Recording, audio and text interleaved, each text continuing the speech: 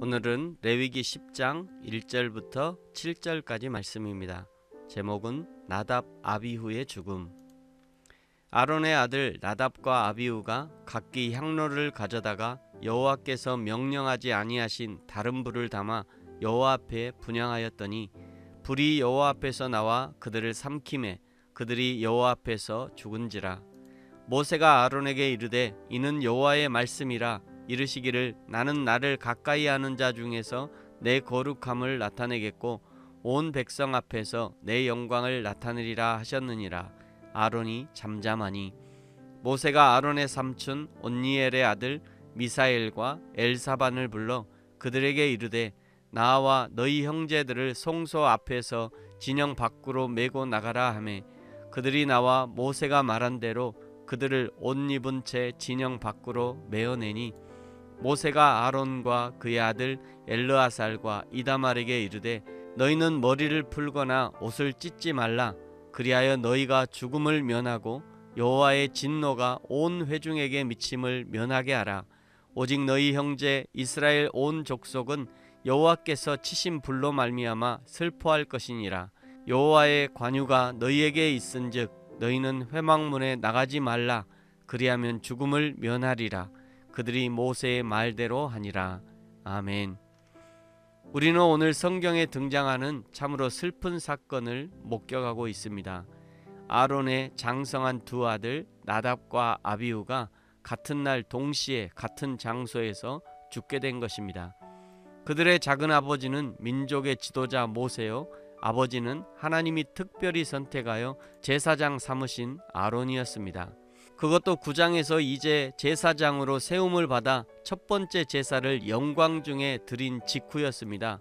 제사장이 된 아론은 모세가 명하고 가르쳐준 대로 단 하나의 틀림도 없이 완벽하게 제사를 드린 후에 일어난 사건이라 더욱 안타까움을 자아냅니다. 두 아들이 죽은 이유는 1절에 여호와께서 명령하시지 않은 다른 불을 가져와서 분향하였기 때문입니다. 그러면 원래는 어떻게 해야 하느냐? 레위기 16장 12절에 보면 향로, 불을 담은 그릇을 말하는 것이죠. 향로에 제단 위에서 피운 불을 담아서 회막 안으로 가져다가 분향하는 향을 피워야 했습니다. 그런데 아론의 두 아들들은 어디서 가져왔는지 알 수 없는 전혀 다른 불을 가져와서 향을 피운 것입니다. 그러자 2절에 불이 여호와 앞에서 나와서 그들을 삼켜버렸다. 그래서 죽었다고 말씀합니다. 불이 그들을 삼켰다는 것은 그들이 통째로 불에 활활 타서 죽은 것이 아니라 알 수 없는 방법으로 하나님이 그들의 생명을 가져가신 것이죠. 그들의 몸과 옷이 불에 탄 것은 아니었습니다. 5절에 보니 죽은 그들을 옷 입은 채 진영 밖으로 메어내었다 라고 말하고 있기 때문입니다. 사실은 지금 매우 슬픈 상황인데 하나님은 슬퍼하지도 말라고 명령하죠. 3절 나는 나를 가까이 하는 자 중에 그것도 온 백성 앞에서 내 영광과 내 거룩함을 나타내겠다 말씀합니다. 그리고 너무도 담담하게 4절 모세가 삼촌 오시엘의 아들들 미사엘과 엘사반을 불러 죽은 나답과 아비후의 시체를 진영 밖으로 그것도 옷을 입은 채 메고 나가라고 명령합니다. 그러면서 6절 너희는 머리를 풀거나 옷을 찢지 말라고 하시죠. 보통 이스라엘 사람들이 슬픔을 표시할 때 제단에 재를 뒤집어 쓰거나 머리를 풀거나 옷을 찢는 습관이 있습니다. 그런데 그것을 하지 말라는 것이죠. 슬퍼하지 말라는 것입니다. 슬퍼하면 너희들을 죽일 것이니 슬퍼하지 말고 죽음을 면하라 말씀합니다. 왜냐하면 죽은 두 아들을 슬퍼한다는 것은 하나님이 하신 일을 반대하거나 하나님이 하신 일이 옳지 않다고 표현하는 것이 되기 때문입니다.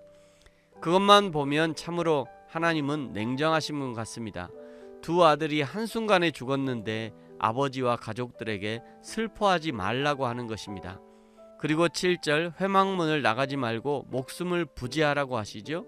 행여나 제사장의 신분으로 형제의 시체를 만진다든지 하는 정결하지 못한 행동을 할까봐 하나님이 막으신 것이고 무섭다고 제사장의 직무를 포기하지 말라는 것이죠.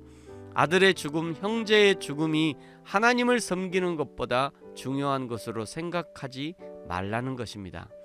비록 아들이 죽고 형들이 죽었지만 그러나 여전히 아론과 그의 아들들이 해야 할 사명이 있기에 여전히 변함없이 그 사명을 감당하라는 것입니다. 사랑하는 성도 여러분, 저와 여러분에게는 어떤 사명이 있습니까? 늘 말씀드립니다만 1차적으로는 지금 내가 서 있는 그곳이 나의 사명의 자리입니다. 가정이, 직장이, 이웃이, 교회가 나의 사명의 자리이죠. 지금 사명의 자리에 서 있으면서도 나를 새로운 자리로 옮겨주시면 옮겨진 자리에서 사명을 감당하겠다 하면 안 되는 것입니다.